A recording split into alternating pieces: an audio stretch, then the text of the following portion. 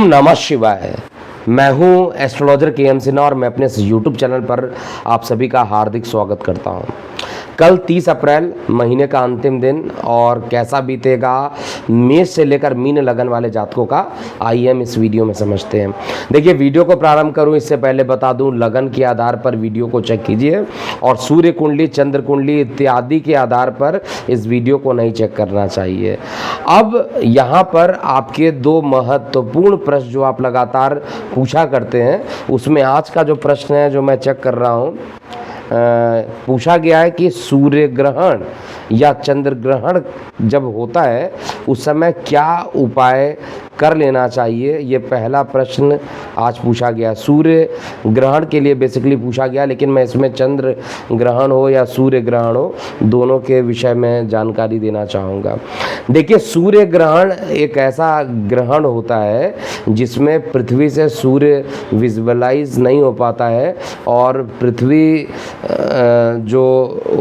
पर जो रेज आती हैं वो विजुअलाइज ना होने के कारण ये जिस भाग पर इसका इंफ्रारेड रेज निकलती, इनका जो अल्ट्रावायलेट रेज या जो भी डिस्ट्रक्टिव रेज निकलती हैं वो हमारे लिए काफ़ी खतरनाक हो जाती हैं। और इस खतरनाक होने के कारण ये सूर्य ग्रहण और चंद्र ग्रहण, क्योंकि आपको पता होगा कि जो इलेक्ट्रोमैग्नेटिक रेज होती हैं, अब इलेक्ट्रोमैग्नेटिक रेज में सारे रेज आते हैं। अगर आपको नहीं याद होगा तो रेडियो वेव्स, माइक्रोवेव्स, इंफ्रारेड हो गया, विजिबल हो गया, एक्सरेज हो गया, गामा रेज हो गया, कॉस्मिक रेज हो गया, ये सब इलेक्ट्रोमैग्नेटिक रेज होते हैं। इलेक्ट्रोमैग्नेटिक रेज में बेसिकली जो स्टार्टिंग के रेज होते हैं यानी रेडियो वेव्स, माइक्रोवेव्स, ये सब काफ़ी खतरनाक होते हैं। तो इन ग्रहणों में रेडियो वेव्स या माइक्रोवेव्स या खतरनाक वेव्स का निर्माण होता है। पहले के समय लोग इस चीज़ को समझ नहीं पाते थे, लेकिन रेडियो वेव्स या जो भी वेव्स इसके अंदर निकल रही हैं वो डिस्ट्रक्टिव होता है हमारे शरीर के लिए। तो इस समय क्या उपाय करना चाहिए? देखिए, सबसे पहले जब भी चंद्र ग्रहण लगे या सूर्य ग्रहण लगे, आपको उस समय तक सोना नहीं चाहिए। नंबर 1, जो गर्भवती महिलाएं हैं उनको तो बिल्कुल भी नहीं सोना चाहिए। वेद पुराणों में जो लिखा है मैं वही चीज़ बता रहा हूँ, मेरा अपना पर्सनल अनुभव भी है इस पर और मैंने चेक भी किया है। जब मेरी बिटिया 1 दिन की थी तो उस समय जब हॉस्पिटल में एडमिट थी और मैं आईसीयू में गया था, इतने छोटे छोटे बच्चे थे वो। इमोशनल दिन आज भी मुझे याद है, इतने छोटे छोटे बच्चे थे कि आप उसकी कल्पना नहीं कर सकते। वहाँ पर बहुत सारे लोगों के बच्चे भी वहाँ पर रखे गए थे और कई लोगों के हाथ पे कटिंग का निशान, कई पे पैर का कटिंग का निशान और बहुत सारे बच्चों पे ऐसा था। लोग ये कहते हैं, जो पहले के जो बुज़ुर्ग लोग थे वो ये कहते हैं कि ये सूर्य ग्रहण में या चंद्र ग्रहण में कुछ प्रभाव ऐसा हुआ है कि जैसे ही वो कटिंग होती है, यानी जो एक इंटरमीडिएट बनता है बीच में, पहले सूर्य को कट करते करते उसका फेस धीरे धीरे बढ़ता जाता है, उसी तरीके से बॉडी पर भी इसका बहुत तगड़ा प्रभाव पड़ता है। ये कितना सच है या नहीं सच है, डॉक्टर्स इसको तो नहीं मानेंगे, लेकिन मैंने अपने आँखों से इसको देखा हुआ है और निश्चित रूप से मैं ये मानता हूँ। और गर्भवती महिलाओं के लिए ये काफ़ी खतरनाक होता है। अगर आपको सोना भी हो तो आप अपने लेंथ के बराबर एक पीले रंग का कपड़ा ले लें या धागा ले लें और उसमें आपको एक सिक्का, तांबे का सिक्का, जो बेसिकली छल्ला आता है तांबे वाले, उसको लेके बांध कर, अगर आपको सोना भी है तो उसको आप जहाँ सो रहे हैं वहाँ पर इसको एक कहीं पर बांध कर स्ट्रेट कर दीजिए। लेकिन कोशिश कीजिए कि इस समय सोना नहीं है। दूसरा है कि अगर भारत में पड़ रहा है, जैसे सपोज़ कीजिए कल भारत में तो पड़ नहीं रहा है, अगर भारत में पड़ता है तो उस समय ये कंडीशन अप्लाई हो जाता है। कल के दिन तो सभी लोग सोएंगे और उस समय ये ग्रहण भी पड़ेगा तो हम लोगों पर बहुत ज़्यादा प्रभाव नहीं पड़ेगा। लेकिन जिस जगह पर हो और वहाँ पर गर्भवती महिलाएं हो तो उनको ये उपाय तुरंत कर लेना चाहिए। दूसरा, जब भी ग्रहण पड़ता है उसके बाद उठकर आपको स्नान इत्यादि कर लेना चाहिए, जिससे कि जो निगेटिव रेज निकल रही हैं उन निगेटिव रेज का प्रभाव हमारे ऊपर ख़त्म हो जाए। आप मानिए या ना मानिए, हम सभी लोग पॉजिटिव या नेगेटिव रेज से घिरे हुए हैं। जिनमें पॉजिटिव रेज ज़्यादा दिखाई देती है वो कॉन्फिडेंट होते हैं, और जिन पर नेगेटिव रेज ज़्यादा होते हैं वो डिप्रेस्ड हो जाते हैं। तो ये वेरी करता है प्लैनेट के ट्रांजिशन पे भी। उपाय के रूप में ऑलरेडी मैं बता चुका हूँ, तुलसी के पत्ते का सेवन ज़रूर करना चाहिए, और यहाँ पर गायत्री मंत्र का जाप आपको करते रहना चाहिए। जितना देर तक संभव हो उतना देर तक कर लेना चाहिए, लेकिन जब ग्रहण विजिबल ही नहीं है उस समय गायत्री मंत्र करने का कोई मतलब नहीं बनता है। अच्छा, अब आते हैं दूसरे प्रश्न पे। दूसरा प्रश्न पूछा गया है, केतु कारक होता है या मारक होता है? बहुत अच्छा प्रश्न है। देखिए, कारक मारक तो आपने सुना होगा। जो ग्रह हमारे लग्नेश का मित्र हो और अच्छा फल देने के लिए बाध्य हो उसको कारक कहते हैं। जो ग्रह हमारे लग्नेश का शत्रु हो और बुरा फल देने के लिए बाध्य हो उसको मारक कहते हैं। केतु को ना ही कारक कहते हैं ना ही मारक कहते हैं। हालांकि केतु मारकत्व की भूमिका ज़्यादा निभाता है। ये कारक या मारक नहीं होता, ये डिपेंड करता है कुंडली में किस भाव में जाकर केतु बैठा हुआ, उस पर डिपेंड करता है। तो केतु कारक या मारक नहीं बनते हैं। केतु जो होता है वो मोक्ष देने वाला प्लैनेट होता है। जिस भाव में बैठता है उस भाव से आपको सेपरेट करा देता है। सपोज कीजिए कि आपके 4th हाउस में बैठ गया, सुख स्थान पर बैठ गया, तो ज़िंदगी भर सुखी नहीं होने देगा। और इसमें भी बहुत सारी क्राइटेरिया होती है। ये अग्नि तत्व है, अगर अग्नि वाले राशि में पहुंच जाए तो इसका जो सेपरेटिंग नेचर होगा वो और ज़्यादा बढ़ जाता है। तो केतु हालांकि मैक्सिमम टाइम पर मारकत्व की भूमिका निभा देता है, लेकिन इसको कारक या मारक की संज्ञा नहीं दी जाती है। इसको विशेष रूप से नोट कीजिएगा, क्योंकि ये छाया ग्रह है। छाया ग्रह कभी कारक या मारक नहीं बनते। कष्ट देने में तो है, सर्जरी जब भी होता है केतु के बिना सर्जरी हो नहीं सकता है। और आप लोगों को पता भी होगा, अश्विनी कुमार का नाम तो सुना ही होगा। तो अश्विनी कुमार और जो केतु का जो नक्षत्र स्वामी होता है वो अश्विनी नक्षत्र जो होता है उसके स्वामी केतु बन जाते हैं। तो अश्विनी कुमार यानी केतु से रिलेशन इनका हो जाता है। आपको पता होगा इन्होंने सर्जरी किया था, और सर्जरी किनका किया था? गणेश जी का। केतु को ये अश्विनी कुमार लोगों ने, तो शल्य चिकित्सक भी थे उनको। ये वेद पुराणों में आप पढ़िएगा तो आपको ज्ञान इसका प्राप्त होगा। फिलहाल कल का दिन चंद्रमा मेष राशि में रहेंगे और प्रत्येक लगन पर इसका क्या प्रभाव होगा आइए हम समझते हैं। मेष लगन वाले जातकों के ऊपर बात करते हैं। देखिए, चंद्रमा कल के दिन जो रहने वाले हैं अश्विनी नक्षत्र में रहेंगे, और ये पूरे दिन अश्विनी नक्षत्र में रहेंगे। और अश्विनी नक्षत्र केतु का नक्षत्र है। केतु के नक्षत्र में चंद्रमा जो रहेंगे निश्चित रूप से पीड़ित रहेंगे। मेष लगन में ये लगन में रहेंगे, और इस समय कल का दिन जो रहेगा स्वास्थ्य के लिए कुछ ना कुछ परेशानियों से भरा हुआ ये समय हो सकता है। साथ में कोई भी काम करेंगे तो उसमें सफलता मिलने की संभावना थोड़ी सी कम रहेगी। माता के स्वास्थ्य हालांकि सही रहेंगे। भूमि वाहन मकान में निवेश करना है तो कल एकदम आप कर सकते हैं, इसमें कहीं पे भी डाउट नहीं है कि निवेश करने से आपको नुकसान होगा। लेकिन शेयर सट्टा लॉटरी में आपका भाग्य साथ नहीं देगा, एक भारी नुकसान कर बैठेंगे। काफ़ी ध्यान देकर और कल के दिन में जो उपाय बता रहा हूँ उस उपाय को करेंगे तो ज़्यादा अच्छा रहेगा। और उपाय जो रहने वाला है उसमें आपको लाल चंदन का तिलक ज़रूर लगाइए, और साथ में अगर आप पुरुष हैं तो हनुमान चालीसा, अगर स्त्री हैं तो आपको गणेश जी की आराधना ज़रूर कर लेना चाहिए। आर्थिक रूप से संपन्नता बनी रहेगी। कार्य व्यवसाय में ज़रूरत से ज़्यादा वर्क आपको करना पड़ सकता है, जिसके कारण शारीरिक रूप से थकावट महसूस करेंगे।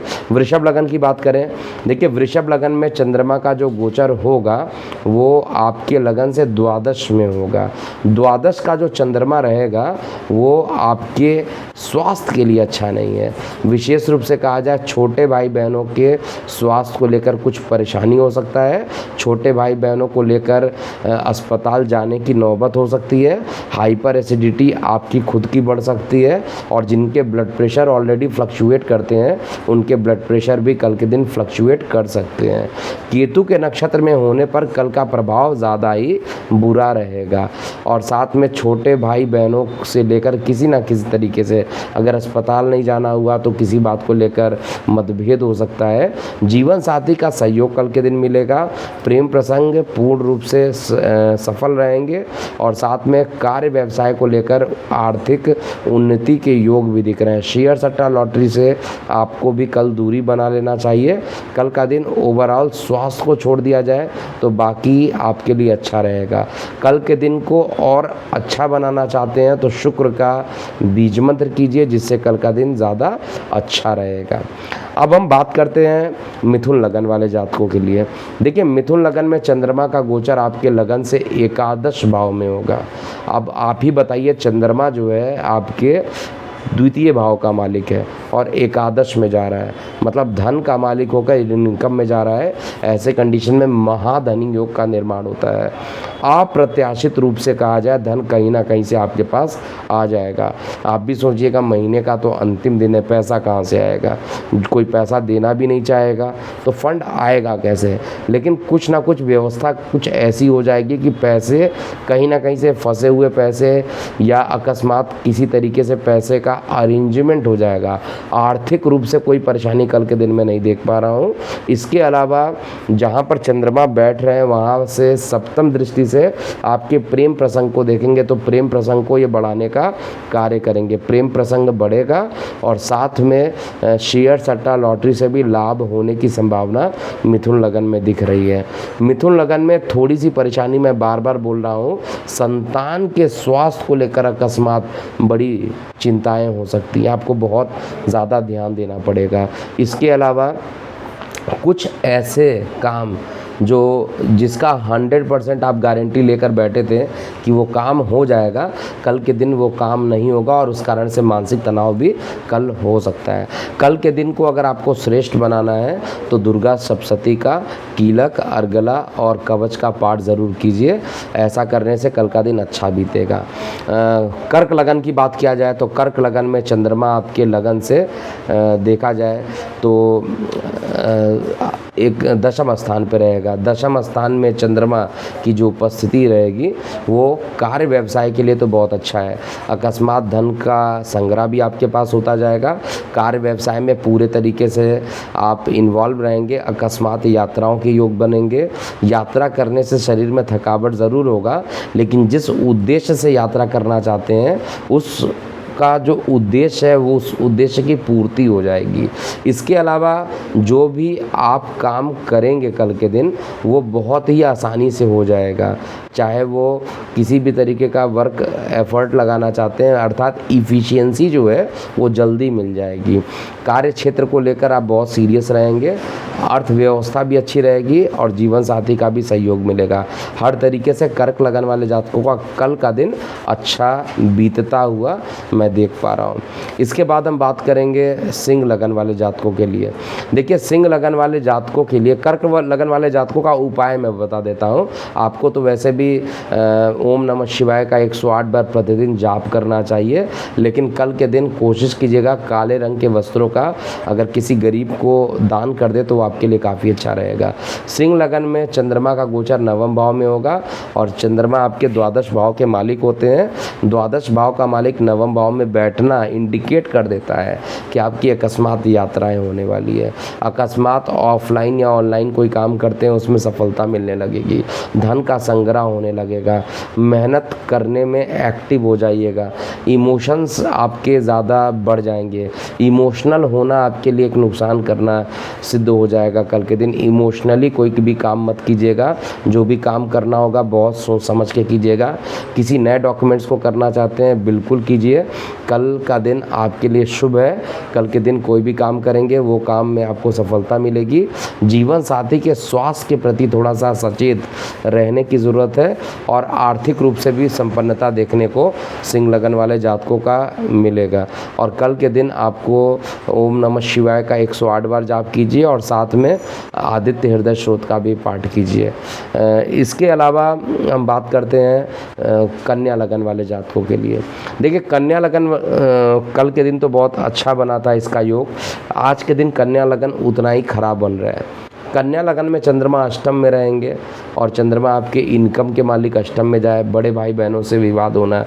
इसके अलावा अकस्मात जल दुर्घटना होने की संभावना, और जल दुर्घटना होने का मतलब कई बार बता चुका हूँ, किसी भी टाइप्स का ऐसी दुर्घटना जिसके लिए वाटर रिस्पॉन्सिबल हो, चाहे वो गर्म पानी से जल जाए कोई, उस समय भी जल दुर्घटना ही माना जाएगा, चाहे वो पानी में डूबना हो वो भी जल दुर्घटना माना जाएगा, या पानी से स्लिप हो जाए उसको भी जल दुर्घटना माना जाता है। दूषित पानी से पीकर उधर संबंधित परेशानी भी होना, ये भी जल दुर्घटना में ही काउंट होता है। परिवार में खुशियों का वातावरण रहेगा, पुराने मित्र रिश्तेदारों से कल मुलाकात हो सकती है और कल का दिन प्रेम प्रसंग के लिए बहुत अच्छा रहेगा। जीवन साथी के साथ एक अच्छा पल आप ज़रूर व्यतीत करेंगे और हर तरीके से कल का दिन आपके लिए अच्छा बीतेगा। लेकिन केवल आपको नोट करना पड़ेगा कि जो अच्छा टाइम मैं बोल रहा हूँ वो 12 बजे से लेकर 4 बजे तक का जो पीरियड होगा, इसी टाइम में अच्छा टाइम मिलेगा। बाकी कई बार कठिनाइयों का सामना भी आपको करना पड़ सकता है। विद्यार्थी वर्गों के लिए शिक्षा ग्रहण में कुछ परेशानियों का अनुभव हो सकता है। कल के दिन को श्रेष्ठ बनाना हो तो आपको शुक्र का बीज मंत्र कीजिए और सफ़ेद कलर की चीज़ों का दान करना चाहिए। तुला लगन की बात करते हैं। देखिए, तुला लगन में चंद्रमा आपके लगन से सप्तम स्थान पे जाएंगे और दशम स्थान के मालिक होते हैं। दशम स्थान का जो मालिक है सप्तम में जाना, कार्य व्यवसाय दैनिक रोजगार इन सभी चीज़ों के लिए तो अच्छा है। जीवन साथी का प्रेम सानिध्य आपके साथ बना रहेगा।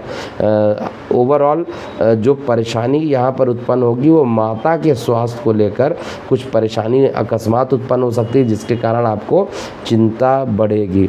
छोटे भाई बहन इस समय आपको काफ़ी परेशान कर सकते हैं। इनसे अगर किसी प्रकार का वाद विवाद होता है तो थोड़ी सी दूरी बना कर रखिए, जिससे कि समय अच्छा रहेगा, आपके अनुकूल आ जाएगा। इसके अलावा कार्य व्यवसाय को लेकर कुछ परेशानियों का दिन कल रहना पड़ सकता है। कोई भी काम कीजिएगा उसमें सफलता ना मिलने के योग ज़्यादा दिखाई दे रहे हैं और कार्य व्यवसाय को लेकर थोड़ी चिंताएं बन जाना, स्थान परिवर्तन इत्यादि होना और धार्मिक यात्राएं भी कल के दिन हो सकती हैं। कल के दिन शेयर सट्टा लॉटरी में बिल्कुल भी पैसे मत लगाइएगा, बड़ा नुकसान हो सकता है। और कल के दिन कोशिश कीजिए कि शनि भगवान का जाप कीजिए, शनि का जाप करना आपके लिए काफ़ी अच्छा रहेगा। अब हम बात करते हैं वृश्चिक लगन वाले जातकों के लिए। देखिए, वृश्चिक लगन में कल के दिन चंद्रमा का जो गोचर रहेगा, छठवें घर में ही रहने वाला है चंद्रमा, और माफ़ कीजिए सप्तम स्थान पे चंद्रमा रहेंगे। और सप्तम स्थान पे जो चंद्रमा रहेंगे वो निश्चित रूप से कहा जाए तो आपके लिए बहुत ज़्यादा ख़राब पोजीशन एटलीस्ट तो मैं नहीं देख पा रहा हूँ। ओवरऑल कहा जाए चंद्रमा क्या है वृश्चिक लगन में देखा जाए तो वृश्चिक लगन में चंद्रमा जो है वो आपके पिता के स्थान के मालिक है, आपके भाग्य के मालिक है। और ये गोचर में सप्तम की जगह छठवें घर में रहेंगे और छठवें घर में चंद्रमा का जाना अच्छा नहीं माना जाता है। रोग, ऋण, शत्रु अकस्मात बढ़ जाना, गुप्त शत्रु बढ़ जाना, अकस्मात खर्चों का बढ़ जाना, एक के बाद एक ट्रैवलिंग हो जाना, इन सब चीज़ों से थोड़ा थकावट आप महसूस कर सकते हैं। इसके अलावा कार्य व्यवसाय को लेकर आप पूरे दिन व्यस्त रहेंगे और जिन लोग नए नौकरी के लिए तलाश कर रहे हैं उनके लिए कल का दिन काफ़ी अच्छा रहेगा। आपको अपना प्रयास लगातार करते रहना चाहिए जिससे कि आपके लिए अच्छा रहे। इसके अलावा जो ओवरऑल कंडीशन वृश्चिक लगन के लिए बन के आ रही है वो दूर संचार माध्यमों से कल कुछ एक अच्छा समाचार मिलेगा, जो काफ़ी दिनों से अवेटेड समाचार रहने वाला था वो समाचार आपको मिलेगा जिससे कि मन प्रसन्न रहेगा। लेकिन दोपहर 2 बजे तक कोई भी काम आप करेंगे उसमें सफलता नहीं मिलेगी। कल के दिन को श्रेष्ठ अगर बनाना है तो कल के दिन विकलांगों या किसी गरीब लोगों की अगर आप मदद कर देते हैं तो आपके लिए काफ़ी अच्छा रहेगा। किसी भी मंदिर में जाइए, वहाँ पर गरीबों को थोड़ा दान कीजिए, अन्न दान कीजिए या यथाशक्ति कुछ धन का दान कीजिए। ऐसा करने से आपके लिए कल का दिन अच्छा रहेगा। इसके अलावा बात करते हैं धनु लगन के लिए। देखिए, धनु लगन में चंद्रमा पंचम में रहेंगे और पंचम में जो चंद्रमा रहेंगे वो आपके लिए अच्छा रिजल्ट देंगे। हर प्रकार के कार्य व्यवसाय में सफलता के योग आपको मिलेंगे और कहा जाए ओवरऑल जो सफलता रहेगी वो आसानी से मिल जाएगी। शेयर सट्टा लॉटरी में लाभ जो होंगे वो रुक कर मिलेंगे। एक बार तो ऐसी कंडीशन हो जाएगी कि अगर आपने बहुत ज़्यादा रिस्क ले लिया तो पूरा पैसा डूब सकता है, लेकिन 6:52 के बाद आपको कुछ चमत्कार सा यहाँ दिखाई देगा जिसमें आपका पैसा रिकवर होने की संभावना दिखे। पर्सनल सजेशन यही है कि शेयर सट्टा लॉटरी से कल के दिन दूर रहेंगे तो ज़्यादा अच्छा रहेगा। इसके अलावा जीवन साथी का पूर्ण रूप से सहयोग मिलेगा। माता पिता को लेकर यात्राएं धर्म स्थल पर करने का भी योग यहाँ पर बन रहा है। परिवार में किसी प्रकार का शुभ समाचार आ सकता है। नौकरी व्यवसाय इत्यादि आपके लगने के योग बन रहे हैं, और जिनके विवाह नहीं हुए थे उनके विवाह के योग भी कल बन रहे हैं। मकान बनाना चाहते हैं उसके लिए भी कल का दिन शुभ रहेगा। कल के दिन आपको भगवान विष्णु की आराधना करनी चाहिए और ओम नमो भगवते वासुदेवाय नमः का जाप आपको करना चाहिए। ऐसा करने से कल का दिन आपके लिए अच्छा रहेगा। मकर लगन की बात करते हैं। देखिए, मकर लगन में चंद्रमा आपके सप्तमेश होते हैं, सप्तम स्थान के मालिक होते हैं, और सप्तमेश होकर ये चतुर्थ स्थान पर जा रहे हैं, सुख के स्थान पर जा रहे हैं। आपके जीवन साथी को लेकर सुख स्थान पे जा रहे हैं, तो जीवन साथी से सुख की अनुभूति मिलना, भूमि वाहन मकान को लेकर सुख की अनुभूति मिलना। कोई आपने प्लानिंग कर रखा है कि मकान खरीदना है, वाहन खरीदना है, उसमें भी आपको अच्छे परिणाम मिलेंगे। साथ में चंद्रमा की जो 7वीं दृष्टि रहेगी वो कर्म स्थान पे पड़ेगी, और कर्म स्थान पर पड़ने के कारण दैनिक रोजगार के क्षेत्र में भी अच्छे परिणाम आपको देखने को मिलेंगे।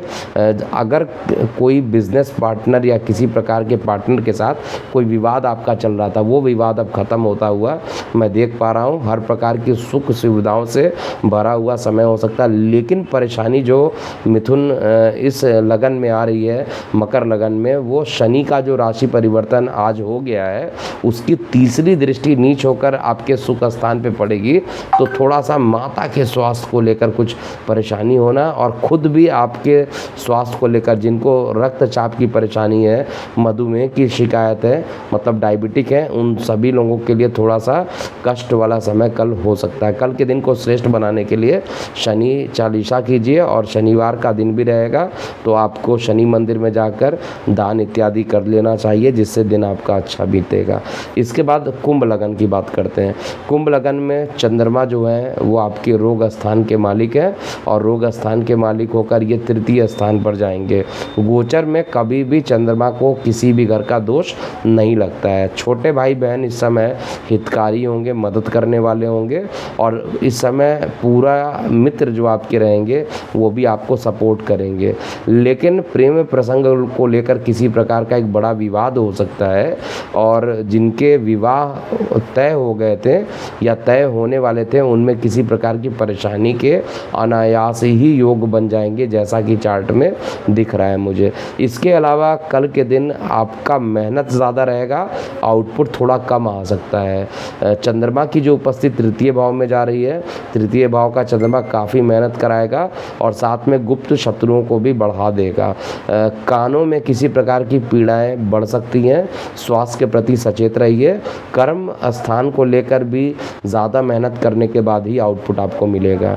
लेकिन कल के दिन आप भी शनि मंदिर जाइए, शनिवार का दिन है, और कल शनि मंदिर में जाकर शनि चालीसा कीजिए, और साथ में शनि का बीज मंत्र कीजिए, और कुछ दान इत्यादि कर दें कल के दिन, तो आपके लिए अच्छा बीतेगा। अंतिम लगन की बात करते हैं मीन लगन वाले जातकों के लिए। देखिए, मीन लगन में कल के दिन चंद्रमा का गोचर आपके लगन के सापेक्ष में देखा जाए तो मीन लगन में द्वादश में चंद्रमा उपस्थित रहेंगे। अब द्वादश का जो चंद्रमा रहेगा वो आपके लिए बहुत अच्छा परिणाम नहीं देगा। अकस्मात खर्च की अनुभूति आपका होगा, और खर्च ज़्यादा होने के कारण आपको हाइपर एसिडिटी होना, टेंशन हो जाना, अकस्मात अनचाही यात्राओं पर आपको निकलना पड़ सकता है। आर्थिक रूप से कल का दिन बहुत अच्छा नहीं रहने वाला है। कल के दिन को श्रेष्ठ बनाने के लिए आपको माँ दुर्गा की उपासना करनी चाहिए, भगवान विष्णु का विष्णु सहस्त्र नाम भी कल के दिन कर लेना चाहिए। कार्य व्यवसाय को लेकर कुछ थकावट हो सकता है, वर्क प्रेशर ज़्यादा हो सकता है। इसके अलावा परिवार में खुशियों का वातावरण भी रहेगा और साथ में अगर देखा जाए तो ओवरऑल जो विद्यार्थी वर्ग हैं उनके शिक्षा में कोई एक अच्छे परिणाम आने से मन थोड़ा प्रसन्न रहेगा। हर तरीके से कहा जाए इस समय गोचर भी आपके पक्ष में है, मकान बनाना चाहते हैं उसके लिए भी अच्छा टाइम रहने वाला है। लेकिन कल के दिन आपको विशेष रूप से सावधानी बरतनी चाहिए उदर संबंधित परेशानियों से। अगर उदर संबंधित कोई परेशानी हो रही है, मेजर परेशानी हो रही है, तो उसके लिए तुरंत आपको जो मैंने उपाय बताया है विष्णु सहस्त्र नाम कर लेना चाहिए। तो ये था पूरा मेष से लेकर मीन लगन वाले जातकों का कल 30 अप्रैल 2022 कैसा बीतेगा। आप अपनी प्रतिक्रियाएं कमेंट बॉक्स में लिखिएगा। मैं हूं एस्ट्रोलॉजर KM सिन्हा। ओम नमः शिवाय।